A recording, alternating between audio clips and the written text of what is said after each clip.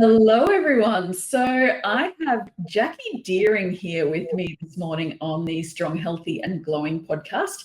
Jacki is from Turning Point Yoga with Jacki down in the southeastern side of Victoria. I think that's correct, isn't it, Jacki?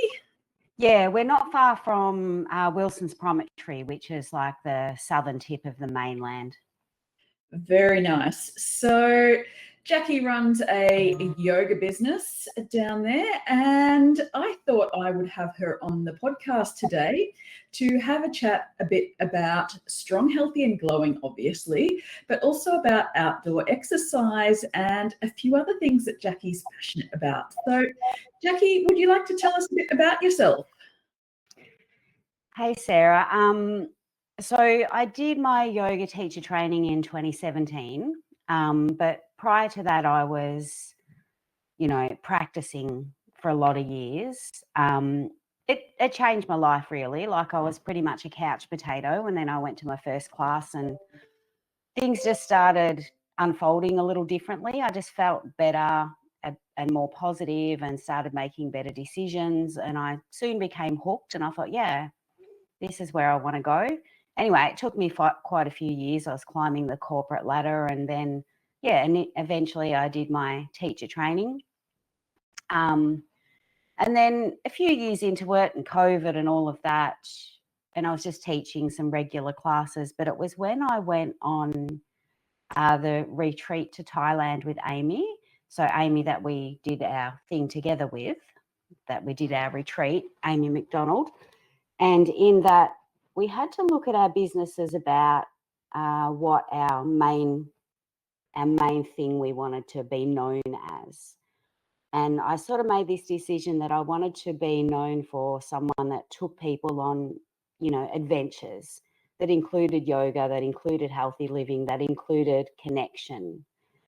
And so I started, and for the last couple of years, I've been, at least once a month, we go either on a hike or a bike ride or a surf and yoga day, just all of these adventures. And it's been wonderful. It's opened up, new doors for me. I've met so many people, and there's a lot of people that have connected with each other, so they meet each other on these adventure days and then they reach out to each other. And so that's kind of my main passion at the moment.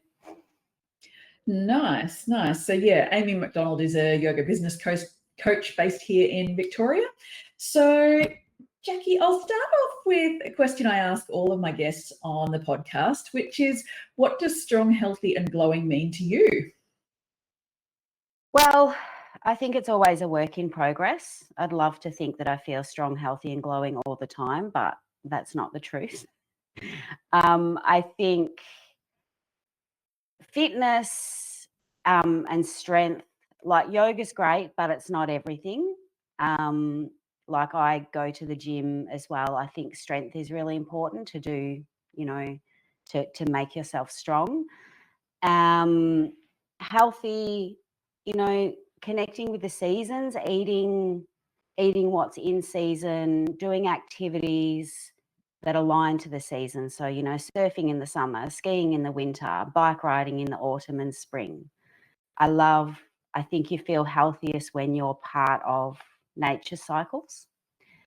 Glowing, I think if all of that is happening and you feel good, you'll glow, because we have a certain vibration that we run at, and when that vibration is raised from the inside out, then we can glow. Like obviously it's important what you use on your skin and everything like that, but I think mainly it comes from the inside out. Yeah, that's so true. I totally agree with that. That's exactly it. Exactly my philosophy as well. So I love that. Yeah, because you have skincare as well, don't you? Or you do some skincare, nutrition, and I also obviously do yoga, teach yoga, meditation, and also personal training, so strength work and that kind of thing as well. So that I absolutely love that. So tell us a little bit about your business and your outdoor. So obviously outdoor. So why outdoor adventures? And what's Well, about them? I mean, where I live, I'm in a small country town. You know, there's maybe 1,000 people that live here, and it's lovely. But we've got like the Prom National Park just down the road. We've got some beautiful beaches, some nice rail trails. It kind of started because I wanted to do more stuff, get out and, you know, on the weekends, go for a hike or something. And I found that I'd ask people to come with me and no one would commit. You know, in the last minute, people would drop off. And I just thought maybe I'll take some of my yoga students and we'll see how that goes. And, you know, I did it a couple of times and I didn't charge anything. And then the next time, you know, people wanted to pay me. And I'm like, but I'm not doing anything. So then I started including a bit of a yoga stretch as part of it. But I found that as soon as I said, you know, I put a price on it, which is not a huge price, then people would commit and then they would come. And then I thought, well, this is a good way to make a living. I get to do all this wonderful stuff and I always have people to come with me and they pay me for it. So, yeah, it's just kind of gone from there. And like I said, people have connected with each other on these. Like I was at something and we did a bike ride, yoga in the park, and then we had lunch. And we were all introducing ourselves over lunch. And someone said, "Oh, I'm so and so. I'm one of Jacki's groupies." I just laughed. And someone else popped up and said, "Oh, I'm a groupie too." You know, so they kind of, there's people that follow to do these things. And I guess the underlying theme of all of it is connection. Like, I mean, there's the strong, healthy fitness type stuff, but it's also giving people someone to hang out with and something to do in a group of like minded people. Mm, Because, you know, like myself, I wanted to do these things, but didn't always have people to do it with. And whereas, you know, other people say to me all the time, "Oh, I love that you do these adventures because I get to go to these beautiful places and I don't have to worry about finding people to come with me." And you find when you're walking on the trails, you know, the conversations are endless. People are just, you know, sharing all this stuff about their lives with these random people. And then they become friends or they don't, or it doesn't matter. You know, they've had a great day. And yeah, that's very soul filling for me. So there's always some yoga included, but it's kind of, it's the thread that brings it all together, but it's not really the reason. The reason is probably more about connection. mm, mm, mm. Makes Yeah. sense? So what do you think is so important about connection? I think, I don't know, people are a little bit lonely, just connecting with like minds, you know. We all have our circle of people, our families and our friends, but as we get a little bit older, sometimes those connections that we have don't resonate with us as much as they used to. You know, we grow apart and sometimes we need to find a new tribe. And I think that's where I come in a little bit.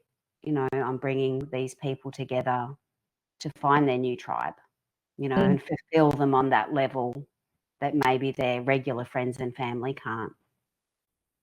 Yeah, nice, nice. Because I do think it's a little bit harder to make friends as we get older when we're sort of in sort of, I guess, fairly static sort of circles. But do you think that sort of plays into, do you think this side sort of plays into mental health as well? Oh, yeah. Yeah, definitely. Because, or even just the exercise part of it and getting outside in nature, that's always going to, you know, flip your mindset. If you're feeling pretty down or anything, you know, you get outside in the fresh air, prana. It's, yeah, definitely good for mental health. And of course, the connection, having someone to talk to, you Mm, know, because there might be, you know, two people that are just walking on the trail together and they're, you know, having a conversation and they may not have shared that with anyone else. So just to offload, you know. can be benefit for their mental health as well, I think. Mm. And I mean, yoga, yoga is wonderful for everyone's mental health. So, we always have some kind of stretch or some kind of mindfulness or something going on. Like I've got a hike in a couple of weeks. We're doing a sunrise hike, and we don't really have, there's probably not going to be a place to pull out yoga mats and do all of that. But the plan is to hike to the top of this mountain with our head torches, see the sun come up. Then we'll go down another trail to this beautiful little gully where we'll have, a little bit of mindfulness, meditation, and then we'll sit there and eat our breakfast while the world wakes up. So, Nice. yeah, so if you're willing to get up at 3 a.m. to drive down and catch the sunrise, that's what we're doing. Yeah, no, I'd love to put a link. Do you have a link or something to that which we can put in the show notes for everyone? Yeah, definitely. Yeah, got Nice. links to everything. Nice. When is it again? When is that? It's on Saturday, the 2nd of February. So we're hiking Mount Bishop, and we meet at 5 a.m. at the car park. So I can send you some notes and things, and we can put that all in. So if anyone local's listening and they want to join, definitely, no, that'd be great. I'm sure there'll be people who might be around in that neck of the woods. So I would also love to sort of delve into, you mentioned yoga and mental health. So what do you think some of the key elements are there, or linkage? So a lot of people, they're dwelling in their mind, and they're overthinking, and that can contribute to everything that's going on. So sometimes we need to kind of get out of the head and into the body, and move that energy through, releasing blockages and through the movement and letting the energy flow a little more freely. Because I find myself, if I went to a yoga class not long ago and the teacher's like, oh, how's the body feeling? And I'm like, I'm not actually here for my body. I'm here for my mind. I'm here to get my head right, even though I was there to do yoga. But I just knew that, I had all these thoughts going around in my head, and I needed some kind of filing system in my head. And I just knew that if I went to yoga, I would come home and I would get my head sorted, and I'd be able to get done what I needed to get done. And that's how I feel that it works. It seems to, it doesn't fix everything, but it shifts energy so you can move on to whatever's next. Yeah. Yep. So good. And totally agree. That's what I love about it. It's one of those forms of exercise that really allows you to get out of your head and, get some energy moving and get things flowing a bit better. Yeah, definitely. And I did a beginner's workshop last night. So I just had four new people, and, I was just asking them the reasons that they came to yoga. And for two of them, they were young, fit, and they ran and everything. And they just simply thought they should stretch because, they needed to. But at the end of it, they were so relaxed. One of them fell asleep, and they're like, oh, I didn't realize how busy my mind was. And then the others were, for them, it was about,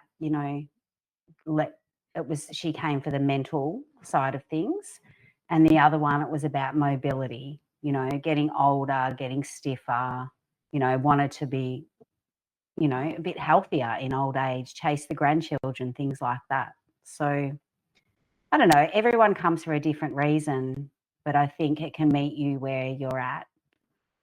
And I was saying to them, I said, we're going to do all these movements. Some of them you'll think are weird, and some of them will be easy. Some of them will be hard.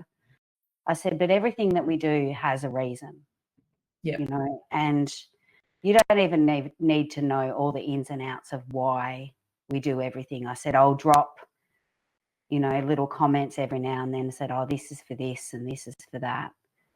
But at the end of it, you'll have that sense of union, which is what the word yoga means, uniting our mind, body, spirit, and feeling that sense of wholeness within ourselves to take out into the world. So good. And you mentioned the other thing I picked up, you mentioned prana when we were talking about your outdoor hikes and that kind of thing. So for those people who are, I guess, a bit more scientific and that kind of thing, can you delve into prana a little bit and what its, I guess, applications and or how it links into that outdoor sort of theme?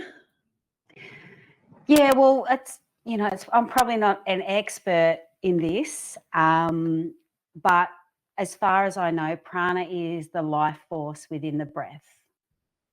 So it's a bit like, it's energy. It's like we have oxygen, for example, mouth-to-mouth resuscitation. That's why, that's the extra that gives rather than just doing CPR. It's life force to life force. But outdoors, there's a higher percentage of prana that we can breathe in, when we get away from the city, when we get among the trees. And it's like it recharges our battery. And for what I've learned, they say it's stored in the solar plexus. So this is like our solar battery, and when we refill this with prana, we have more energy, we have more life, we have more magnetism, we have a higher vibration. That doesn't sound like another language. No, I think you're right. It's that we've all got a life force, a level of energy and that kind of thing about ourselves. And that's why we say someone might be, someone's personality is magnetic, right? They attract people to them, and that's what it is, I think. They carry a lot of prana, a lot of life force within themselves. And it doesn't have to be all woo-woo. And I think you're right. When we get out of the city, we get out of all the skyscrapers and that kind of thing, and we get more into nature, the air is fresher because, let's face it, from a scientific level, the leaves on the trees are what takes carbon dioxide and reoxygenates the air that we breathe. Yeah. So it's science. If there's more trees, there's better air. Yep. And that oxygen is what drives our body and creates energy in the body. And so you're right. I think it is. It's that getting us outdoors and into nature is really key. And, there's that, when you do a little bit of cardio, you get those extra endorphins, and that always makes you feel good. And doing something new too, like a few weeks ago, we had a surfing and yoga day. So we met and we had a yoga session on the beach, limbered everything up, and then we had a surfing lesson. And a lot of those people had never tried surfing before.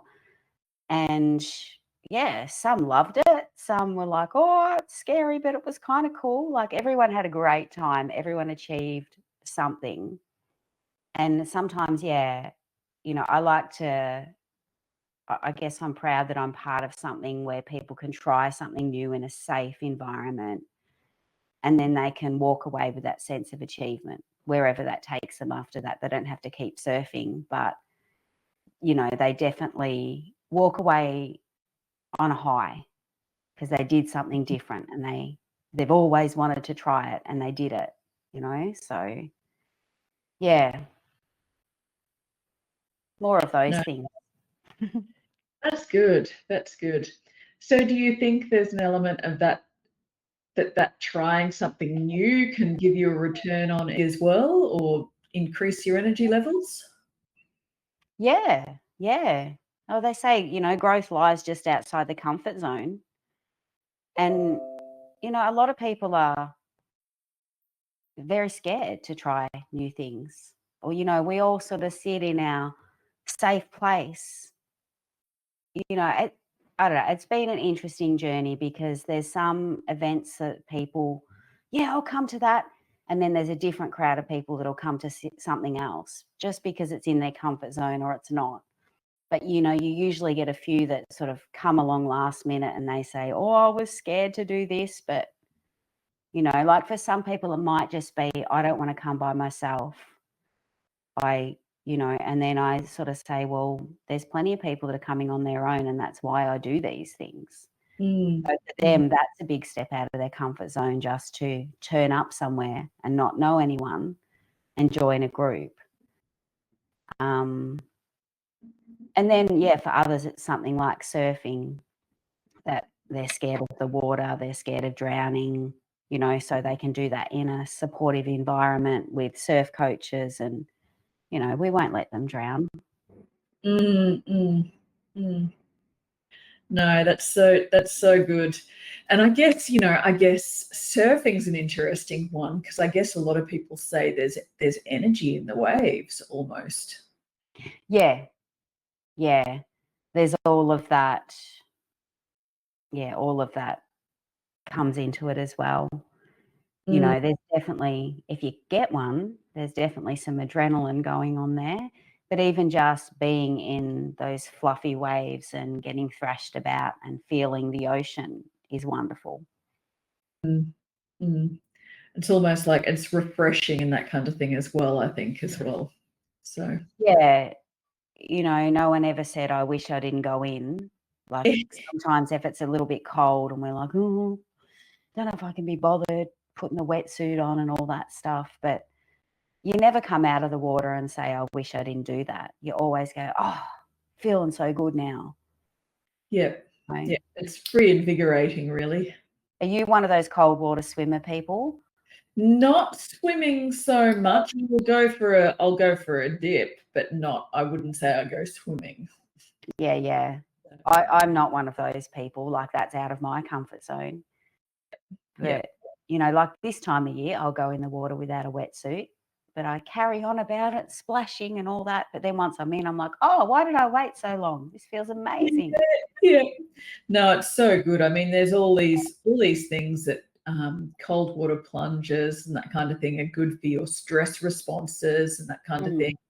Good for building up resilience in the body and all the rest of it. So there's a whole lot of research around that now as well, which is, I find fascinating.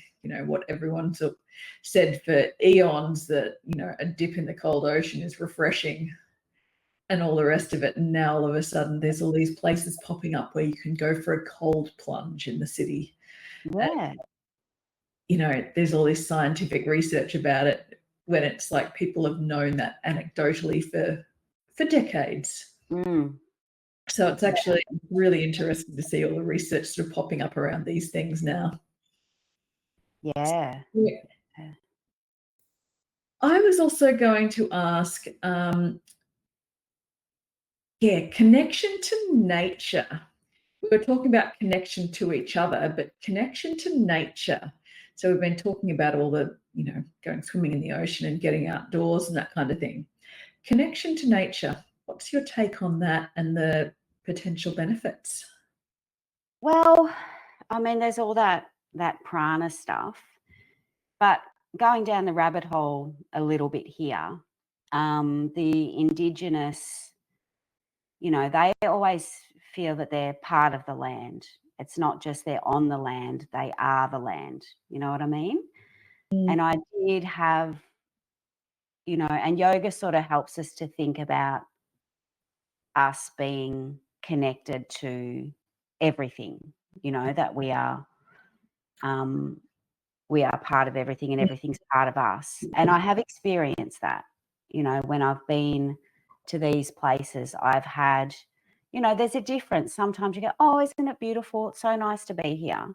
Like that's one level. But then I have had other levels where I've actually felt that I know this just sounds so silly, but driving through and looking at the big mountain and feeling that I was part of that mountain and that mountain was part of me.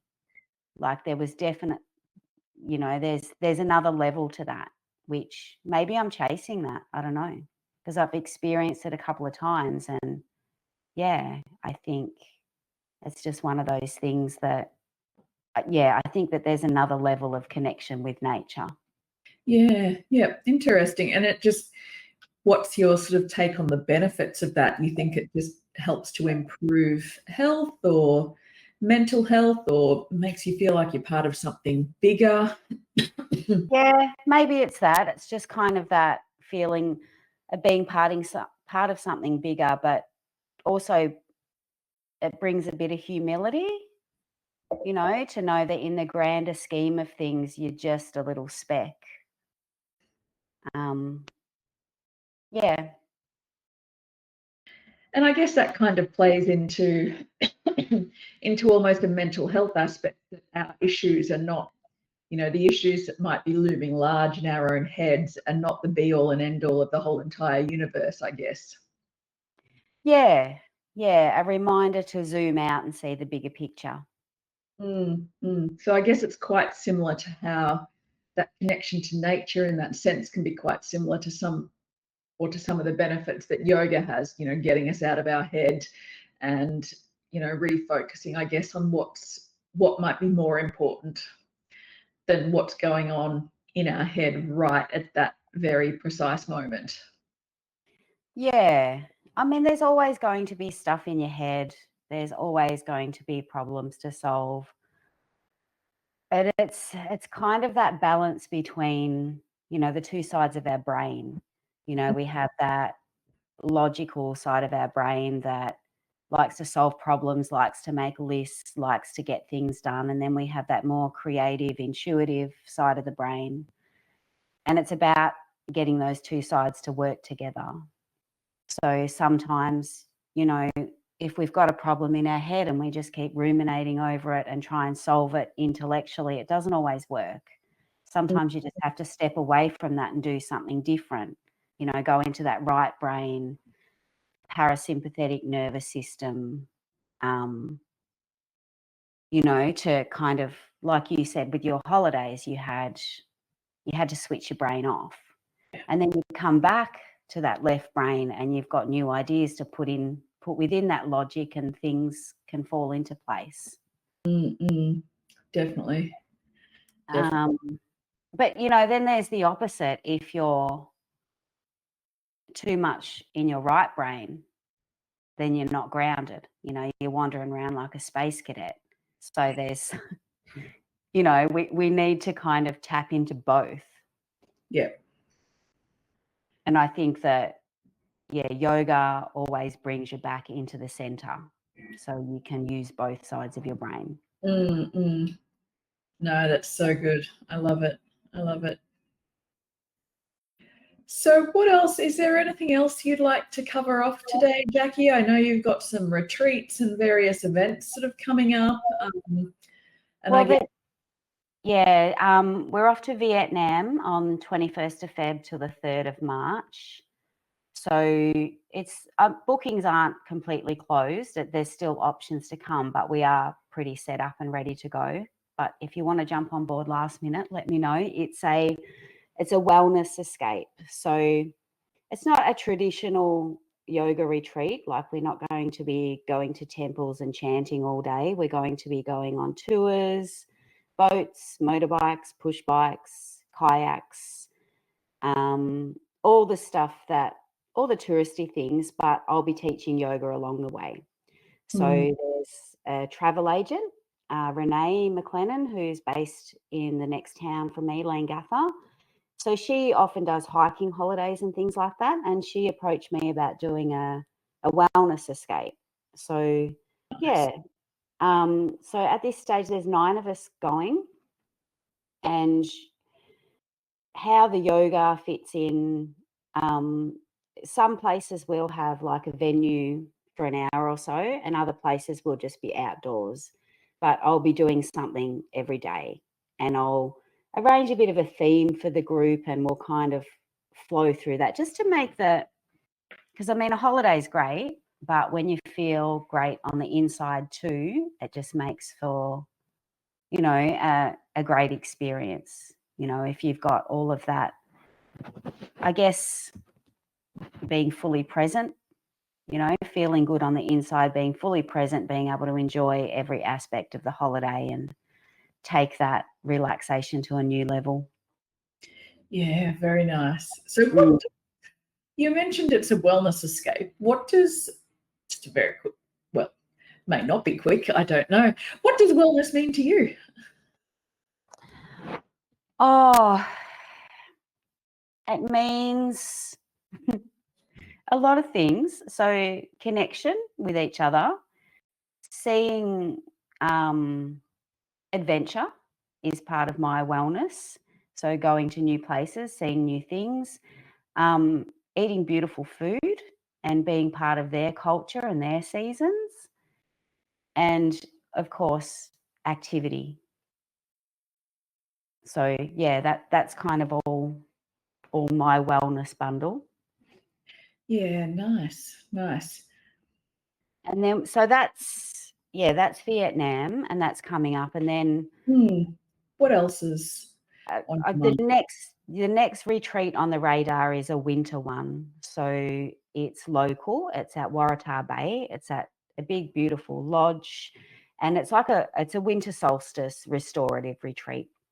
So that one's, you know, we're sure we'll get out for a bit of a walk, but that one's not so much about adventure. That will be more about nurturing. You know, there'll be a bit more meditation. There'll be some sound bath, some restorative yoga, lots of yummy food, you know.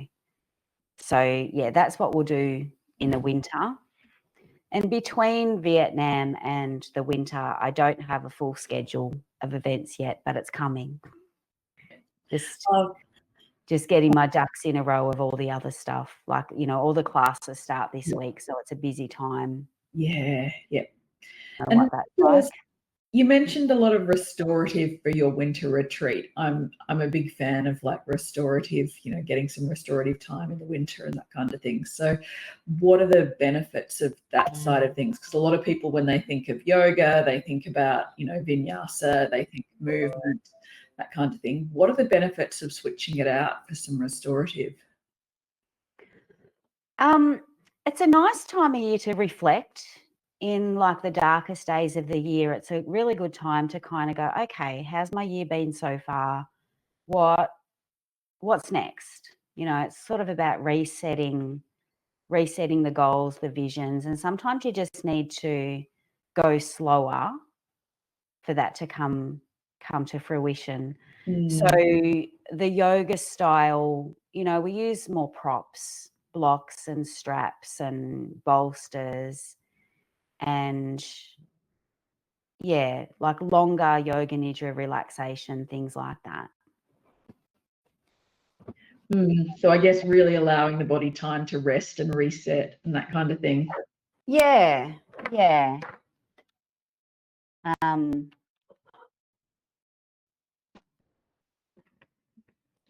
Yeah, and it's just it attracts different people to different things. You know, like the people coming on the surfing adventure are probably not the same people that are coming on the restorative retreat. Yeah, yeah. So I don't know. I still like all of that too. And what else do we do in the middle of winter? Oh yeah, totally. So I guess for me, it's about embracing the seasons. You know, when it's summertime, we get out, we do stuff, we fill ourselves up with all that energetic things, and then in the winter, we slow down, we reflect. You know, then there's you're coming out of it into spring, and you might start doing a little bit more, and then autumn, you start to, just like the leaves on the trees starting to shed, you start to kind of tuck in a little bit. So yeah, I guess wellness to me is also the seasonal things, doing things in a line with the seasons, doing the right activities, eating the right foods. You know, like I was talking to someone the other day who escapes every winter, can't stand the cold, got to run away. And they said, "You seem to cope with it okay." And I said, "Oh, yeah." Like, I mean, I don't love the cold, but I don't like, I try and book a snow trip in the winter because I love skiing. And as soon as I've booked my snow trip, I don't feel cold anymore. Like, it's a bit psychological. Yeah.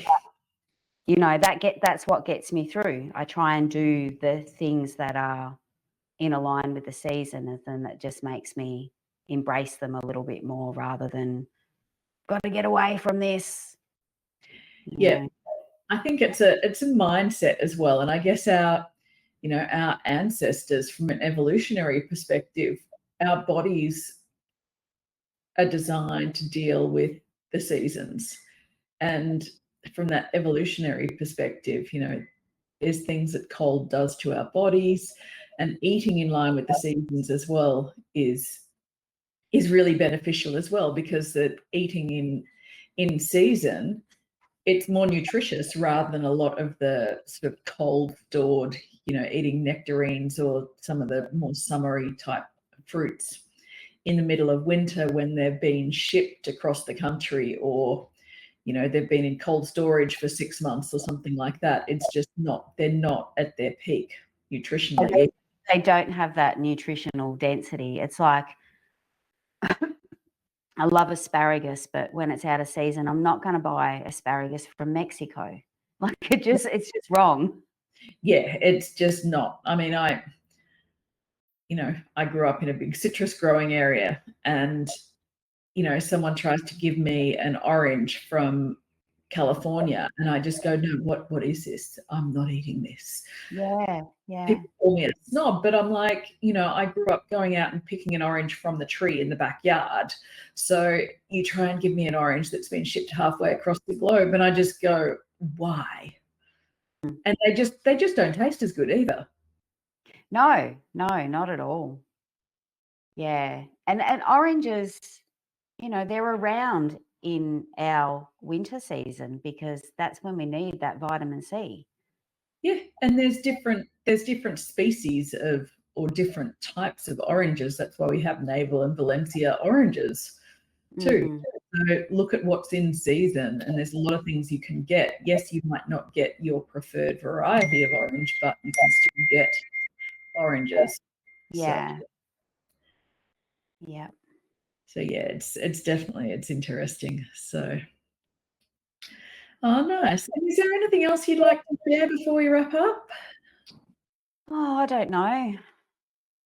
I think I've probably covered all the things that I've got going on. Is there anything that you want to finish with or say that relates to what really digging into what strong, healthy, and glowing means to you and what wellness means to you. So thank you so much for joining me, Jacki. Where can everyone find you?